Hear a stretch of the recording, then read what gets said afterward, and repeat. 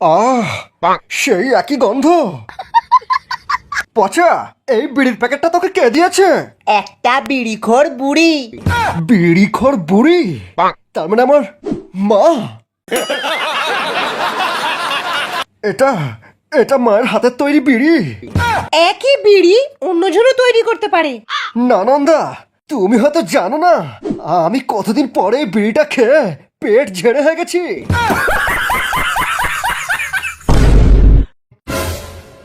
মা,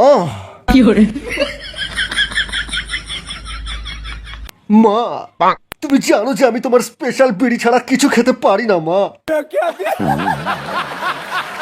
মা গো, আমাকে একবার একবার তোমার স্পেশাল বিড়িটা খেতে দাও মা। কতদিন আমার পায়খানা ক্লিয়ার হয়নি মা, একবার। মা, তুমি আর বাবা যখন হানিমুনে গিয়েছিলে তখন একটু খৈনি কিনতে গিয়ে আমার বাবা সিঁড়ি থেকে পা ফসকে পড়ে গিয়ে সেই জায়গায় চোট খেয়েছিল। এ কথা তুমি জানলে কেমন করে? কাল রাতে বাবা আমার স্বপ্নে এসে বলে গেছেন, আরো বলে গেছেন বাবা আমার হওয়ার জন্য পাড়ার সমস্ত বিড়িখোরদেরকে একটা করে শান্তি বিড়ির প্যাকেট কিনে দেওয়ার মানত করেছিলেন, কিন্তু বাবা তা দেননি।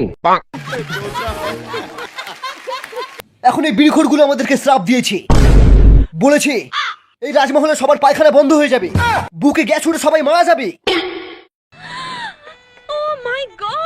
সারাদিনে কটা বিমল খাস? আরে বিমল খেলে মনে হবে পৃথিবীর সব নেশা ছেড়ে দিই। আরে আমি তো হাত দিয়ে যাওয়ার আগেই 10-15 প্যাকেট মেরে দিই। বাবা, আমার বাইকে তেল শেষ হয়ে গেছে। কাল তো 50 টাকা দিলাম। 50 টাকা? থু, শালা 50 টাকা তেল তো রাস্তার জামিতেই শেষ হয়ে যায়। পেট্রোলের দাম অনেক বেড়ে গেছে, তোকে আর বাইকই চালাতে দেবো না। আরে দরকার নেই তোমার বাইকের, আজ থেকে আমি টোটো কিনে চালাবো, নিজের টাকায় বাইক কিনবো।